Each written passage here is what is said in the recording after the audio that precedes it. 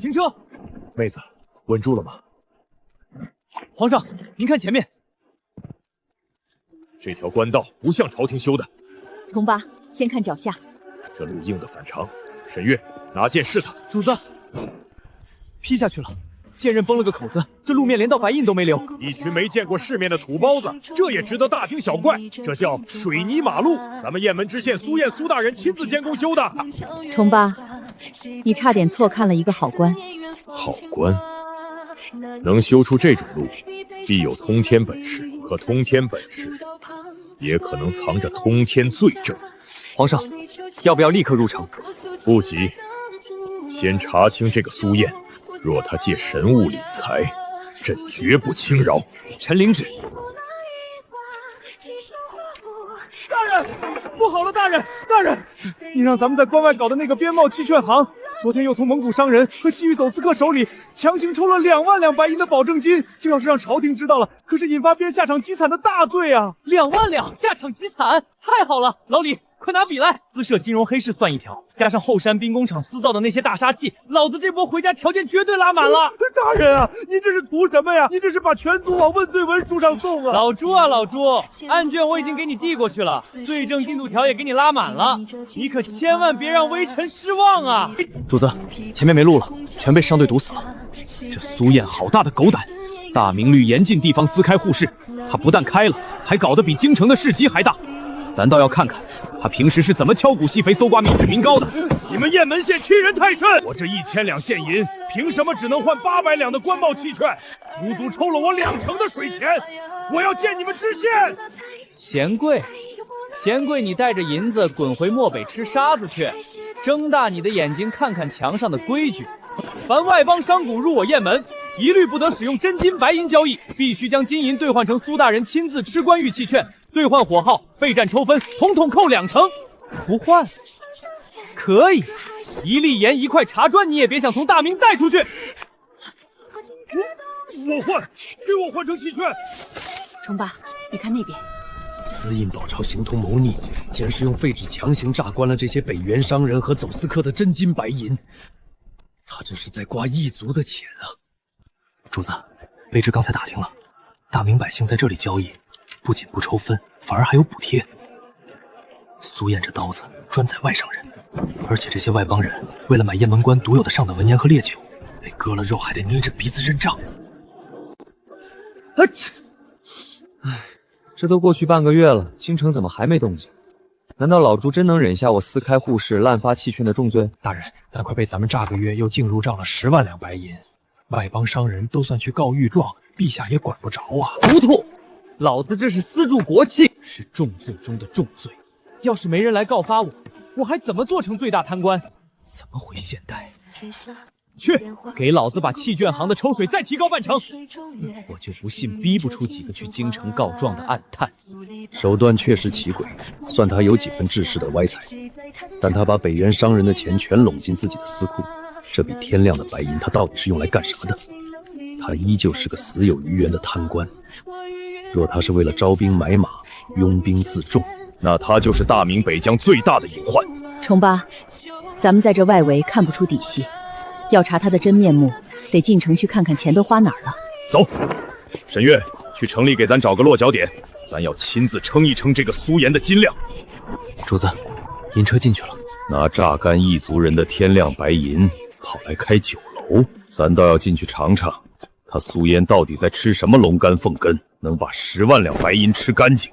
外乡来的客商，坐吧，想吃点什么？把你们这儿最贵、最费钱的酒肉全给咱端上来，爷不差钱。哼，口气倒不小。等着！放肆！你们知县贪了那么多银子，就搞出这么个破酒楼糊弄人？泔水！你个没上过战场的土财主懂个屁！这叫烧穿肠，纯度极高的烈酒。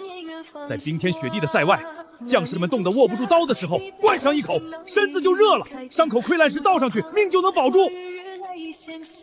这叫胡翔油军粮丸和牛髓膏，是用上等羊骨熬油，混着炒熟的精麦面和盐巴，再加整头牛的骨髓浓缩捶打出来的，哪怕在漠北风沙里放上大半年都不会坏。巴掌大的一块用水化开，够一个壮汉披甲狂奔1天都不觉得饿。好，放肆！大明律例，严禁民间私酿高度烈酒，此乃浪费朝廷赈灾粮米，按律重办。大明律例，严禁私自宰杀健壮耕牛，提取牛髓更是重罪中的重罪。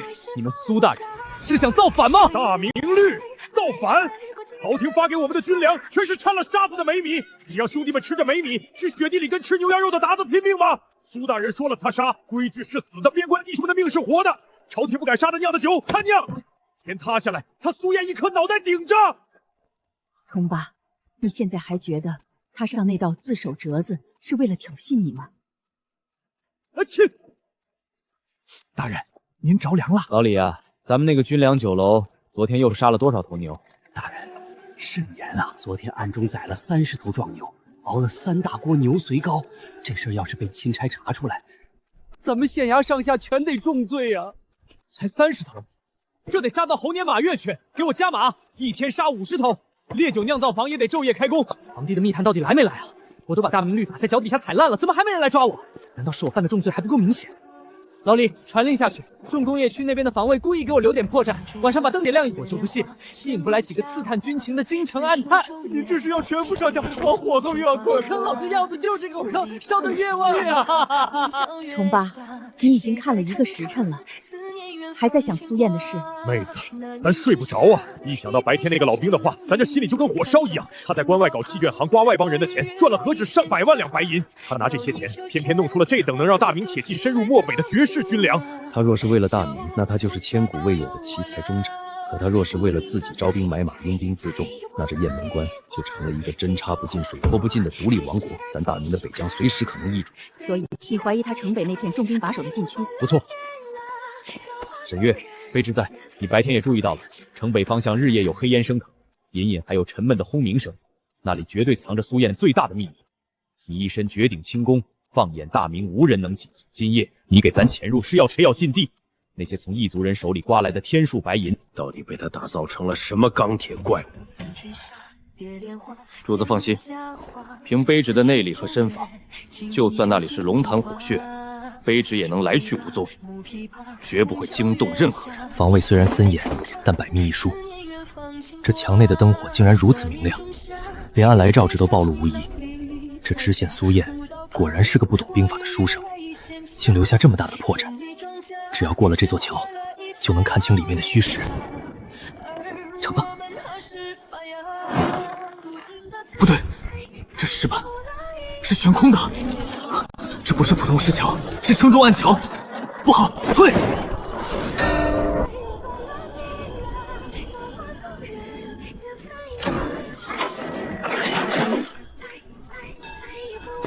有细作闯阵，拉网，留活口，别放跑了星城来的暗探。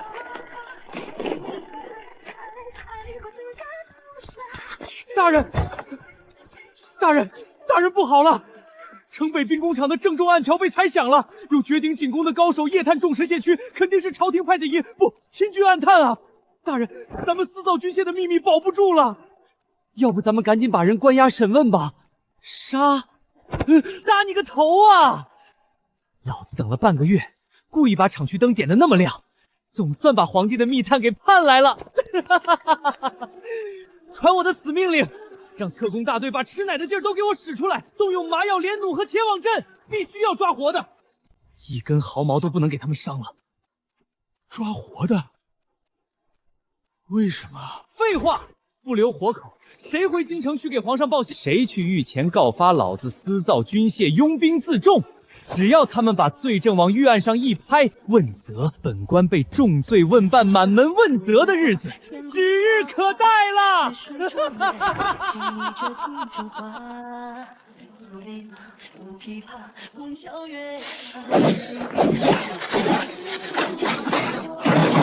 放箭，抓活的！不好，是曼陀罗迷药。拿网！该死，不能全折在这里，必须掩护主子撤退。别追得太紧。苏大人交代了，放长线钓大鱼，跟着这只老鼠去把他的同伙一锅端了。沈月，陷阱，他们不是衙役，是训练有素的军队。大半夜的，派绝顶高手去刺探我雁门关的军情重地。几位客杀，你们这买卖做的可真够大的啊！你们知县苏燕呢？让他滚过来见咱，咱倒要问问他，大明王法还要不要了？王法，在雁门关，苏大人就是王法，全部拿下。女的送去城西女子赶粮营，男的带上重嘎，押入城南劳改大营搬砖。若敢反抗，就地格杀！老爷，不可！你若此刻亮明身份，一旦这满城的兵徒真是反贼，咱们3人今夜就会被当场拿下，连脱身的机会都没有。就算不死，你暴露了身份，苏燕必定销毁所有罪证，咱们就什么都查不出来了。小不忍则乱大谋啊，重八！哟，这老头脾气还挺硬，带上，带走。放肆！妹子！老爷放心，我能照顾好自己，查清真相。好，咱认栽。苏燕，你最好真是个图谋造反的逆贼。怎么样，抓到了吗？大人，昨晚那3个疑似京城来的密探已经全部收押。那个带剑的武功极高，连破咱们3道铁网，绝对是清军暗探里的顶尖高手。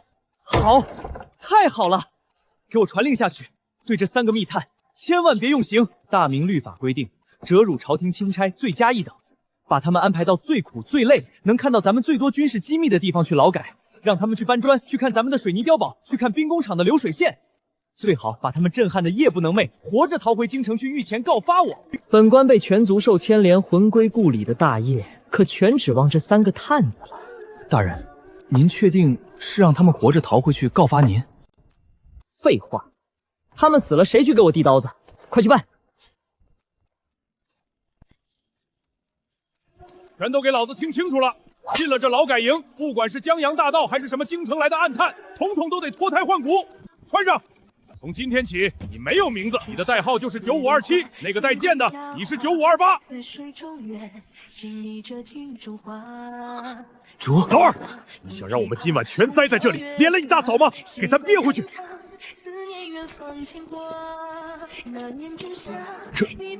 这是牢房。苏燕，你到底在干什么？你把劳役犯人按照百战精逼的标准原来操练，你这不是探墨，你这是在用朝廷的囚犯撕裂虎狼之师。苏燕，咱倒要看看你这座雁门关到底藏了多少秘密。大人，那3个探子已经全部分配完毕了。哦，怎么安排的？那个女的送去了城西轻工业区，剥去了军用干粮与罐头坊。至于那2个男的探子，骨头硬得很，属下自作主张，把他们编入了特级重劳搬砖队，明天一早就押去修建北面那座新型防御堡垒。干粮铺，新型防御堡垒，干得漂亮！就是要让他们看，让他们往死里看。那新型堡垒可是全用水泥浇筑的围制建筑，规格比京城的城墙还高。干粮铺里也是大批量的军需物资，这些全是能定谋逆重罪的铁证啊！传令给监工，明天给那2个探子挑最重的砖，最累的活，必须把他们折磨得痛不欲生。只有把他们欺负惨了，他们回到皇帝面前告御状的时候，才会声泪俱下，添油加醋。本官的9族消消乐大礼包，可全指望他们了。进了这干粮房，就少说话，多干活，手脚慢了，当心鞭子伺候。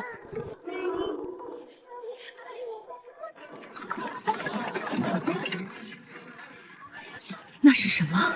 那是水力脱水桶，菜叶和肉条煮熟后扔进去，水车一转，半炷香就能把里头的水分甩个一干二净。你放在太阳底下晒3天还管用。9529，别发愣，把这些干肉和干菜按2钱的比例塞进那边的陶罐里。这么放盐和糖，岂不是暴殄天物？你懂什么？苏大人说了，盐能防腐，糖能吊命。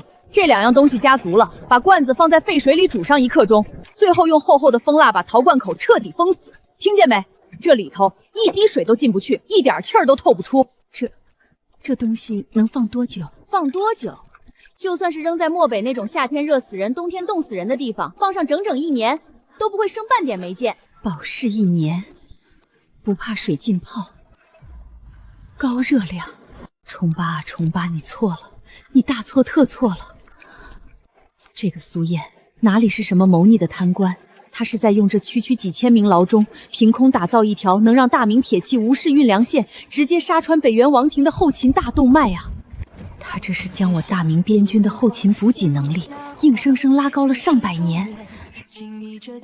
大人，城西女营那边来报，说那个被分过去的京城女探子干活不仅不喊累，反而一整天都在盯着咱们的干干粮和罐头流水线看，眼神可吓人了。看，让他随便看，吓人就对了。咱们在女营里暴殄天物，用那么珍贵的糖和直盐腌肉，还用造兵器的蜂蜡去封陶罐，这等糟蹋民脂民膏的恶行，大明律绝对容不下我。老李，传令给女营管教，每天给那个女扇子加量，必须累得她哭爹喊忙。等她回京城告状的时候，一定会给皇帝吹耳边风，告我虐待良家妇女，浪费军需储备。到那时候，皇上不得气得当场下旨，全族受牵连？哈哈哈哈哈！现代的席梦思，烧烤摊的冰啤酒，我苏瑶马上就要回来了。哈哈哈哈哈！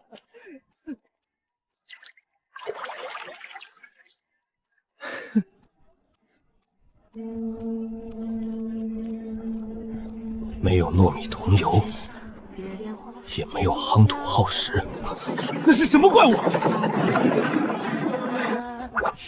别看了，那是苏大人发明的水利搅拌车9527、9528，去3号出料口，把预制器10块搬到阵地前沿去。手脚慢了，今天就别想吃饭。部落平原被犬欺，等咱出去，定让你付出代价。不过就是些泥巴块，能有多重？这重量不对，怎么可能？这到底是什么鬼东西？主子，这绝不是泥巴，难道这就是那个水泥？快点推过去！这东西比青条石还沉，没有漫长地基，也没有一层层垒砖，严丝合缝，灰泥一封就成了墙。短短几天，竟能拔地而起。石头，这泥浆风干以后，竟能变成坚硬石头。大明工部修京城城墙，要征调无数民夫，烧青砖、熬糯米，耗费1000万两白银。可这苏燕用河水、碎石和几架水车就做到了。这种石头竟然可以随意塑形，而且修建速度快得令人发指。如果有这种神物，大明9边的防线只需要半年就能筑成一座钢铁长城。工部那群饭童，他们全该严办，全该给苏燕提鞋。老李，城北那2个男探子今天去搬砖了吗？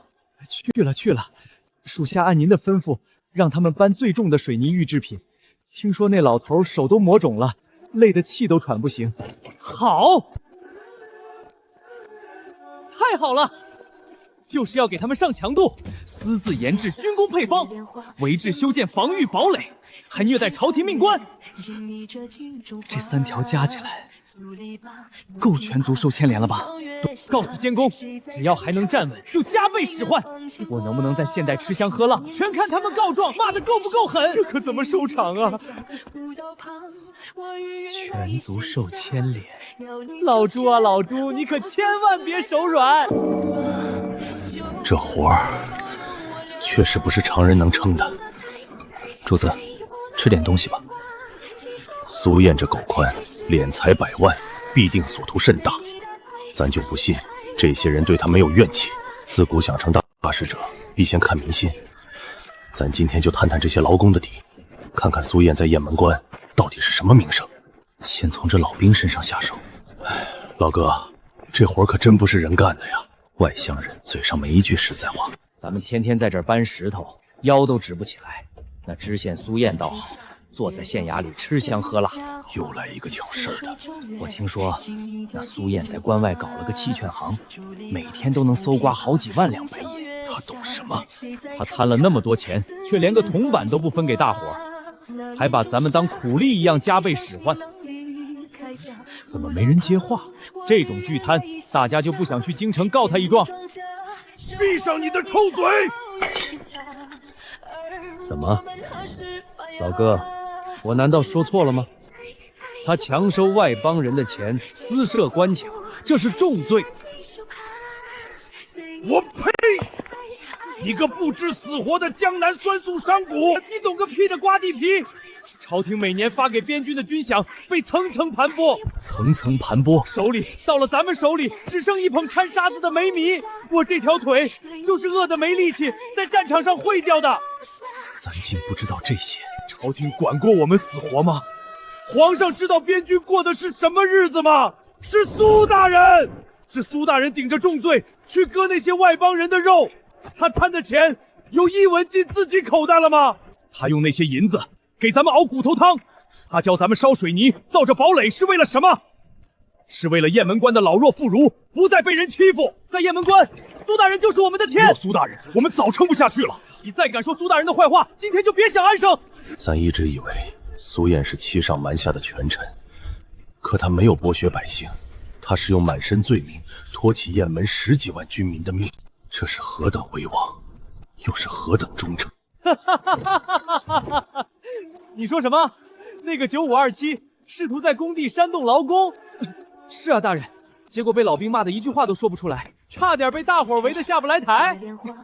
那老头当时脸都绿了，站在原地一声不吭。干得漂亮，就是要这种效果。身上的苦累算什么？精神上的孤立才能让他们彻底崩溃。大人这算盘怎么听着越来越怪？他们现在肯定在心里把我骂了1万遍。老李，属下在，通知兵工厂的白虎火器试验场。又要往大罪上添一笔了。那几个密界今天搬砖累坏了，明天给他们换个活，押他们去火器试验场当杂役。我要让他们亲眼看看，本官不仅私造水泥，还私造了能轰碎城门的大杀器。这还怎么收得住啊？只要他们看了咱们的火器阵，大明律法，也绝不可能让我安稳过这个秋天。今日先不问谭墨，只看他的攻势。这些碉堡竟是品字形分布，主堡居中，两侧辅堡压住侧翼。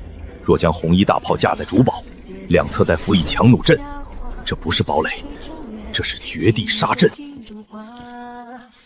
不对，图纸画错了。停下！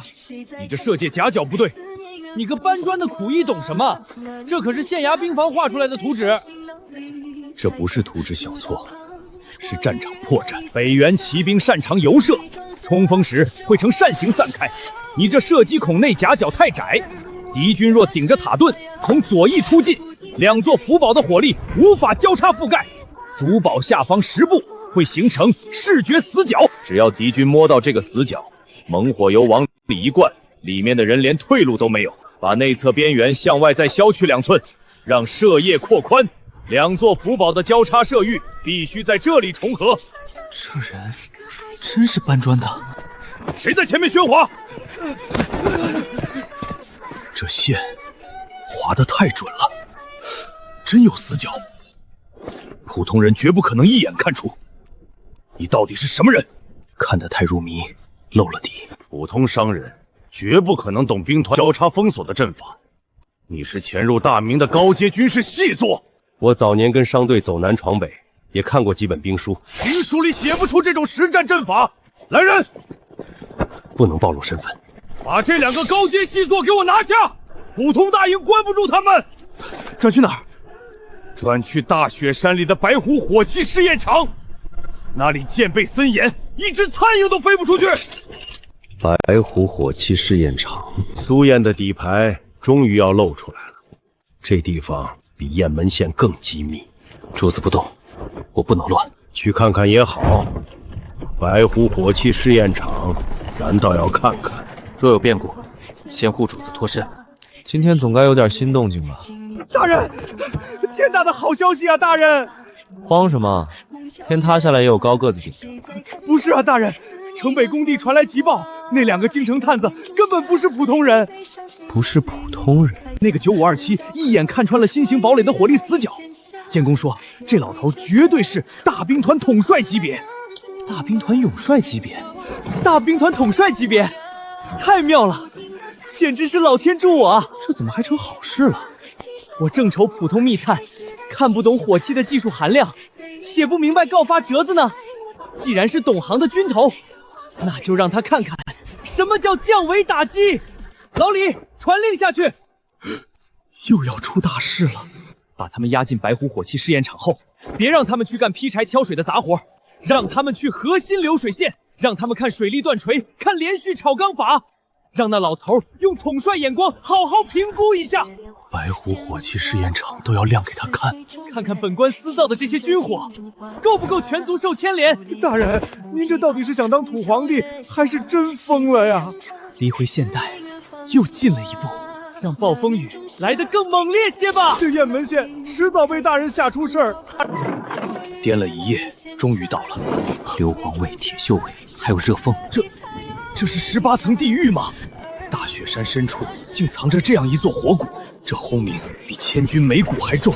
没有铁匠，一个挥锤的铁匠都没有。大明兵器局数千铁匠日夜轮班，可这一锤抵得上100名火匠同时挥锤。别看了，土包子，这是苏大人的连续炒钢法与水利锻造阵。从铁矿室进去，到金刚板雅出来，炉火一熄不灭。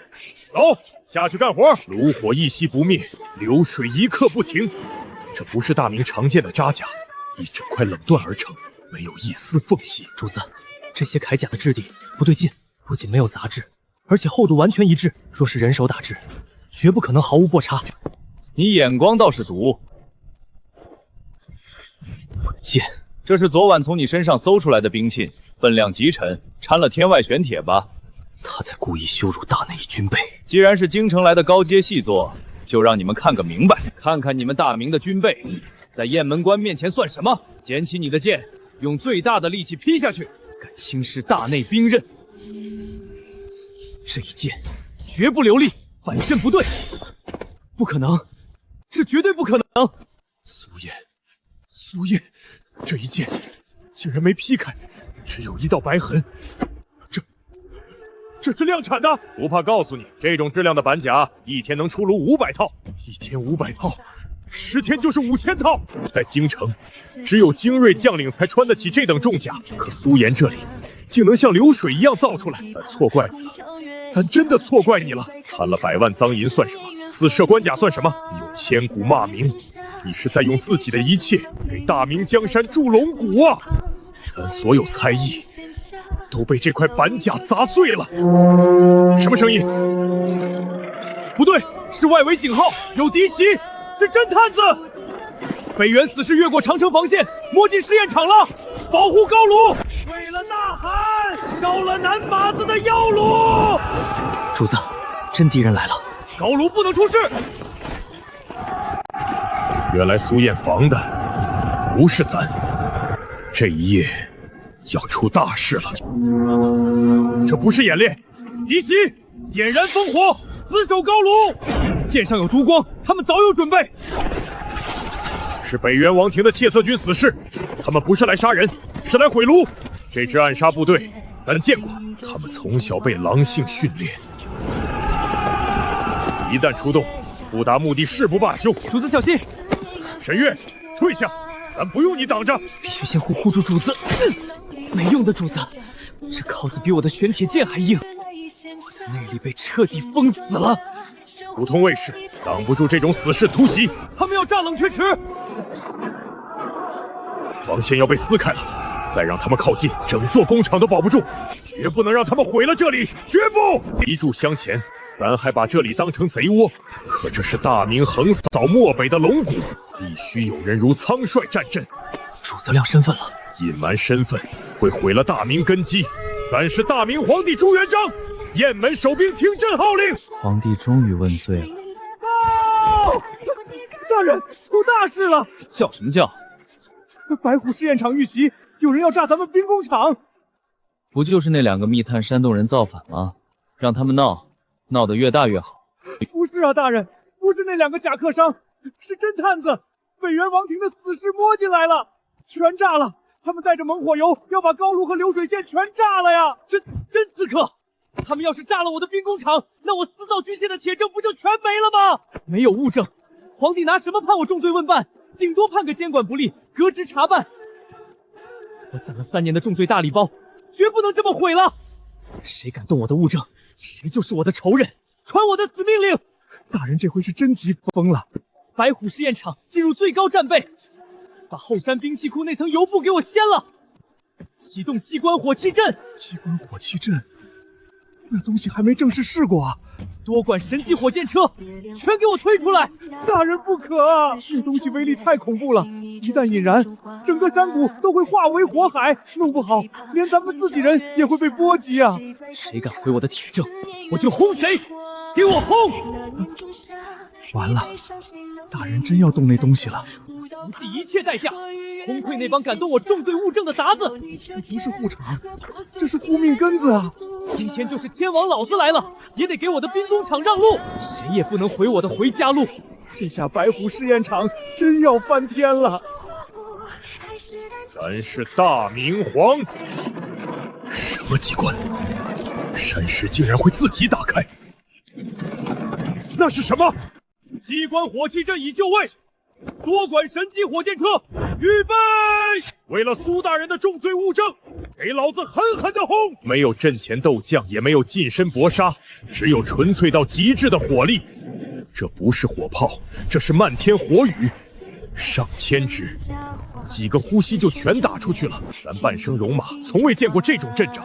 鄱阳湖水战，万炮齐发，也不过如此。大明火炮装填极慢，一发之后还要冷炮，可这神机火箭车竟能连续覆盖敌阵，精准秘密，无法靠近。这就是苏燕藏在大雪山里的底牌，冲锋阵瞬间散了。他们不怕死，却怕这种碰不到人的火力。退，快退！扬跑！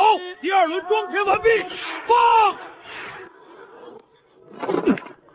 这是单方面压制，北元精锐就这么被打散了。我的武功在这火雨面前像个笑话。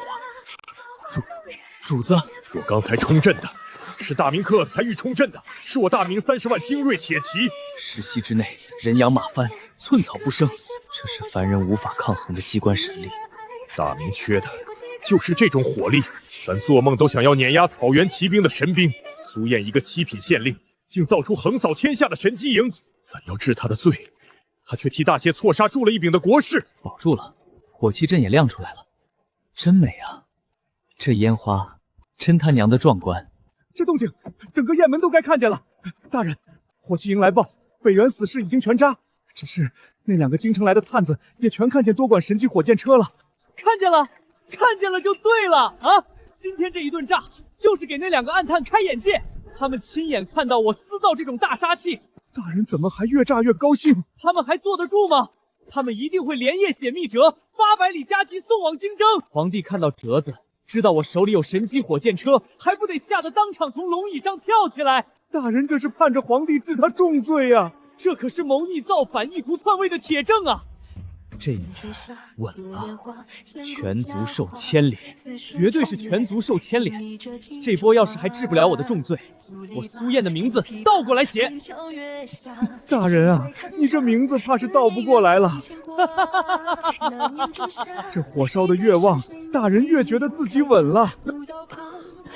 主子，小心烫！这一下把咱最后的疑心也烧干净了。主子，您怎么了？您千万保重龙体啊！咱明白了，咱终于全明白了。沈月啊，咱以前一直以为苏燕上那道自首折子是为了挑衅皇权，咱是捉慢嘴三右的，咱甚至以为他在这里练兵筑城，是想拥兵自重，图谋造反。可你看看这满谷的钢铁巨兽，看看这能瞬间将北元冲散的漫天的火雨。难道苏然从一开始就不是为了自己？他贪墨的那100万赃银，有1分钱花在他自己身上了吗？没有。咱这进了这座足以改写大明国运的兵工厂里，私自开户室，背负着诈外邦人钱的恶名，是为吗？是为了给咱等边须能横扫明的天下，碾压鞑子的无敌火箭。主子，那苏大人写那份饮茶的自首桌子，不错。朝堂之上，淮西党争星野，贪腐横行。若是让中书省和工部的那些柱上知道大明官有在，可恶啃食殆尽。苏燕知旧将潘琦引咱钦察，他把所有的重罪都揽在自己身上，把自己写成一个十恶不赦的巨贪。他是在用他苏燕全族老小的前程，逼咱这个大明皇帝亲自来看一眼。他是在用自己的一切来掩护这只能灭亡北元的无敌之师，将他们完完整整的交到咱的手里。皇上已经把苏燕看成大明的孤臣，这哪里是什么贪官逆贼，他是咱大明抵御北元的钢铁长城，是我朱元璋的千古第一忠臣。传咱的口谕，不，把这句话刻在咱的骨头里。满朝文武怀西勋霸，谁敢动他苏燕一根汗毛，朕不管他劳苦功高，朕严办到底，绝不姑息。这一夜之后，苏燕在皇上心里已经不能动了。奇怪，难道是昨晚在阁楼上看烟花受了风寒？老李，城北那2个密探的情况怎么样了？昨晚那多管神机火箭车的火力覆盖，没把他们吓坏吧？大人，说来也怪，按理说普通人看到咱们的大杀器，早该吓得腿软了。可今早狱卒来报，说那个叫9527的老头，昨晚跪在弹坑旁边，又哭又笑，嘴里还一直念叨着什么大明龙骨。大明龙骨，这老头不会被吓出毛病了吧？绝不姑息之类听不懂的疯话。疯了，这怎么行？他要是疯了，还怎么回京城去给皇上写密则告发我？不行，火候已经到了。他们不仅看了我私设的边贸期券行，还搬了围制的水泥堡垒，现在连绝密的神机火箭车都看光了。这谋逆大礼包已经塞得满满当当，不能再留他们了。传令下去，立刻去劳改营把这3个密探给我放了。放了？大人，咱们不继续折磨他们了？折磨个屁！赶紧放他们回京城去摇人啊！不过放也不能白放，必须给他们最后一点精神上的奇耻大辱，彻底激怒他们。这不是放人，这是把人往火上捧啊！去账房指点铜板，给那个老头和那个带剑的一人发250文工资，再用县衙的大印给他们盖一张老狗杰出表现奖状。250文，这不是故意气人吗？告诉他们，他们被雁门关屈辱和愤怒，让他们带着250文钱有多远滚多远。我要让他们带着满腔的屈辱，快马鞭的赶回京城，把我的罪状狠狠拍在皇帝的御案上。这回那几个密探，怕是真要气炸了。弃卷、堡垒、火汽车，全让他们看完了。这次他们回京，一定会把案子闹大。老朱啊，老朱，这回你总该查我了吧？到时候罪证往御案上一拍，我就稳了。嘿嘿嘿，快点来吧，我都等不及了。总算出来了，可雁门关的秘密咱还没看够。妹子，你没事吧？他们有没有为难你？老爷，我没事。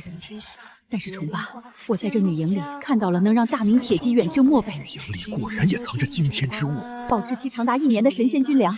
这苏燕，她简直是……咱全都知道了，不仅是军粮，咱在城北亲眼看到了能日产500套金刚白银的流水线。昨夜那漫天火雨能改大明将运。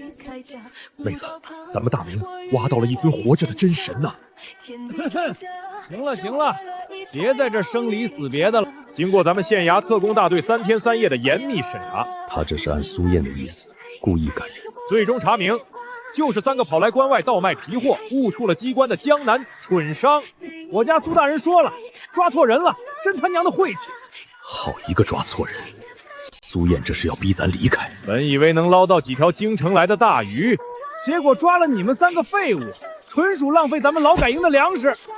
听好了，我家大人心善，不白使唤你们。这袋子里是250文铜钱，是你们这3天搬砖和做罐头的工钱。至于那张纸，是我家大人亲自给你们颁发的劳改杰出表现奖状。我家大人原话是这么说的：带着这250文钱，拿着奖状，立刻从雁门关滚蛋，有多远滚多远。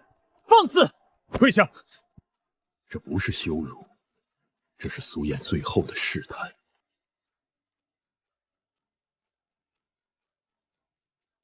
这老头怎么还一副感恩戴德的样子？老头，我家大人说了，让咱告发他，好一个明着激将暗中护局。你们要是心里有气，要是觉得受了其他辱，千万憋着，赶紧回京城。一个县城也敢这样对皇上说话？去敲登文单，去御前告发他私设官甲，私造军械。我家大人在雁门关整理好了案卷，随时等着京城的钦差来查他。案卷都备好了，苏燕是在等咱亲自接手，就怕你们这几个江南商人没这个胆子。主子，这苏燕简直狂妄到了极点，她竟敢给您发250文钱的工钱，这是在骂您啊！你懂什么？狂妄！他若不狂妄，敢冒着全族受牵连的重罪去造火器吗？这不是钱，这是苏燕递给咱的名牌。他这是在试探咱的底线，他故意用这种侮辱性的方式把咱赶走，甚至嚣张的让咱去告御状。他这是在向京城的那些权贵宣告，他苏燕软硬不吃，谁也别想染指雁门关的军功大权。原来皇上不是忍了，是看得更远。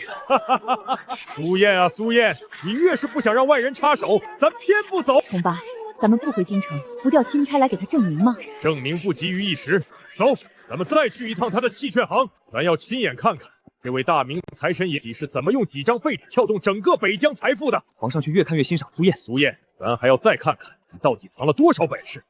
这回总该气炸了吧？老李，老李，老李，怎么样？怎么样？他们拿到那250文钱和奖状的时候，是不是气得七窍生烟？有没有当场发誓要回京城办了我？这话要怎么说？大人怕是听了更急。大人，气是没见他们生气。那个领头的老头拿到那250文钱的时候，不仅没发火，反而把钱捧在手心里，跟捧着祖宗牌位似的，还满脸激动的仰天大笑呢。啥玩意儿？被骂了250还仰天大笑？完了完了！那老头肯定是昨晚看神机火箭车的时候被火炮震坏了脑子，真他娘的疯了！大人这脑回路也没比那老头稳多少。一个疯子还怎么回京城写条理清晰的折子告发我？老子费了这么大劲给他们展示重罪大礼包，难道全白瞎了？不行，本官绝不向命运妥协。既然他们脑子坏了，那本官就得给他们整点更刺激的，传令下去。明天我要在边贸器券行亲自发售咱们雁门关的最高级金融敛财大杀器——军需债器。军需债器，大人这是嫌罪名还不够响啊！我就不信，等他们看到我疯狂滥发债券，掏空朝廷未来的商路红利时，还能笑得出来？这一刀下去，雁门关怕是又要翻天。就算他们疯了，这等扰乱国库的惊天大案，也足够把锦衣卫的茶罢风声引到我头上。那就是苏燕，咱大明的绝世孤臣。本官知道，前阵子强行抽你们2成水钱，你们心里都在骂娘，都在骂我苏燕是个贪得无厌的狗官。但单肩给你们一条发大财的明路。这东西绝不简单。此物名唤军需债器。什么是军需债器？说白了，就是本官向你们借钱，只要你们今天拿100两现银买下这一张债器，1年之后凭此契券，你们不仅能从县衙全额拿回100两的本金，还能额外拿到20两的利息，2成的高息，全大明全漠北，你们去哪儿找这么稳赚不赔的买卖？苏大人，您不会是想空手套白狼吧？万一您到时候赖账或者拍屁股走人了，我们找谁要钱去？问得好，本官拿整个雁门关未来的边贸契收做抵押。退一万步说，这债契上盖着大明县衙的大印，这是大明官府的信用。那3个脑子坏掉的探子果然来了。既然疯了，那我就下点猛药。你们别管京城朝廷同不同意，在雁门关，我苏燕的印就比皇帝的圣旨还有。连圣旨都敢拿来挡刀，他是真把自己豁出去了。今天这债契，你们买也得买，不买也得买，首发10万两，立刻开始抢购。冲八，他这是在做什么？借异族人的钱，还要给2成利息？不对，这不是普通借钱，这岂不是饮鸩止渴？万一明年还不上，岂不是要逼得观光商的暴乱，引发边叛？他算到这一步了。不，妹子你错了，咱们全错了。他这不是引战之期，他这是在借鸡生蛋，是兵法里的最高境界啊！他拿了这些北元商人和西域人的现银，转头就投入城北的兵工厂，去造那些恐怖的板甲和神机红箭车。就算不灭本，雁门关拥有了绝对的武力压制，边贸的规矩还不被他苏燕一句话说了算。正是如此，用未来的钱打今天的仗。好一个军需债器，好一个财thần爷！他不仅懂军工筑城，他竟然还能用几张废纸，将漠北的财富像抽丝宝茧一样吸干商战手段。户部那群只会算死账的尚书给他提鞋都不配，不能让他一个人扛。不行，苏燕在一盘足以正北元的大棋，咱绝不能让他一个人把所有的骂名和风险全扛了。冲八，你想干什么？咱要入伙。他既然敢发债契，咱就敢买。这次咱给他撑腰，咱要亲自去后堂会会他，用这大明最硬的靠山，给他这盘局再添一把大火。刚才那句我的印比圣旨管用，简直是神来之笔。这下谋逆的罪名彻底焊死了。大人，不好了，那个被咱们赶走的老头，那个9527，他又杀回来了。杀回来了？他回来干什么？难道是听完我滥发债券，气不过，准备在去京城告状前先揍我一顿？不是啊，大人，他没带刀。没带刀？那他回来做什么？他手里捧着那200小50文铜钱，还拿出了一块极品玉佩，说要重金认购咱们的军需债器。他还说要入伙，给咱们当最大的靠山。入伙？入伙？老子犯的是谋逆重罪！大人啊，人都走到门口了。他一个密探，不去京城告发我，拿钱砸我合伙干什么？这人到底是密探，还是来给我添堵的？他们怎么又回来了？你们怎么进来的？外面的护卫是干什么吃的？别喊了，苏大人。你外面那些护卫虽然精锐，但还拦不住我身边的这位兄弟。放肆！本官已经结清了你们的工钱，还在演，还发了奖状。你们这三男刁商不赶紧滚回原籍，还敢强闯官府重地，真当本官的问罪文书不立吗？苏大人，明人面前不说暗话，你在外面高台上说的那番借鸡生蛋的言论，他怎么连这个都听明白了？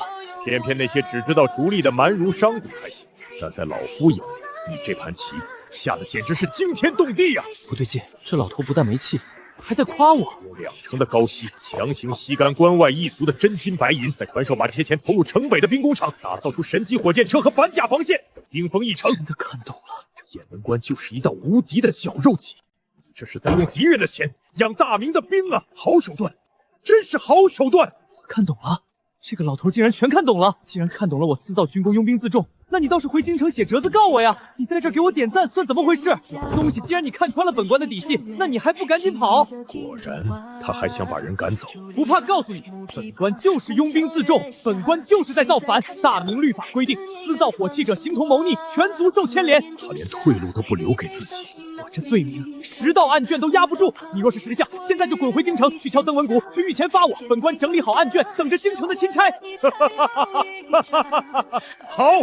好一个狂徒！他怎么还笑得出来？苏大人，不用在老夫面前演这出苦肉计。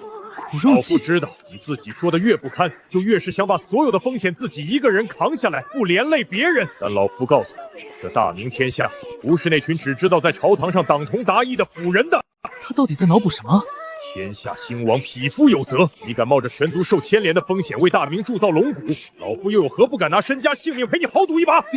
你别掏东西啊！老夫乃是江南第1豪商，朝中1、2品的大员，老夫也认识几个。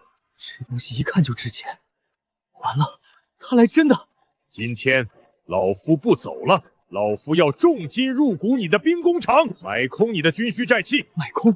你这是要把我往更深处推啊！从今往后，你苏大人在雁门关只管放手去干，天塌下来，老夫在京城用金山银海替你顶着。不是大爷，你是不是脑子有泡啊？急成这样还在护我是要造反的逆贼啊！我是大贪官啊！你一个京城来的密探，你不去告发我，你拿钱砸我合伙干什么？大明律是摆设吗？我求求你了，你把钱收回去，赶紧去告我吧！你不告我，我怎么被问罪？我做不出最大贪官，我怎么面对大明律法？休要推辞，苏大人这般推脱，莫非是嫌老夫的财力不够？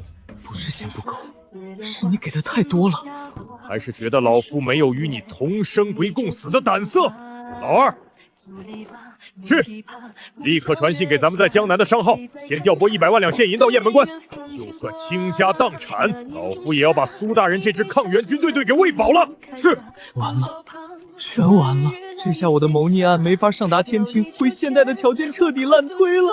没辙了，只能祭出最后一招。只要骂到大明国策，他总该去告我了吧？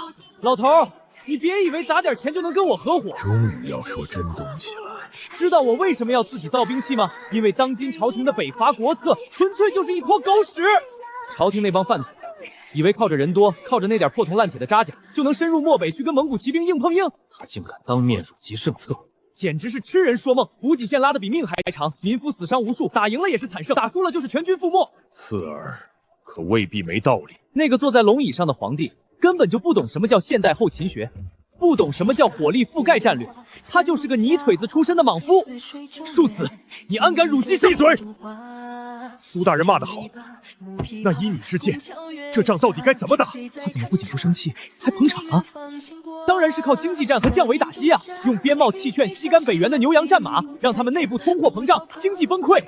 哪能这么大？然后用水泥堡垒步步为营，修筑绝对防御线。最后等他们饿得受不了来劫掠时，用神机哄箭车和重甲步兵将他们放进包围圈里，进行不讲武德的饱和式火力覆盖。何是火力覆盖庙？要用阵地战和骑兵的绞肉机。不是，把漠北变成蒙古战短发蒜蛋，打得他们听到大明火炮的声音就尿裤子。这下总该觉得我是疯子了吧？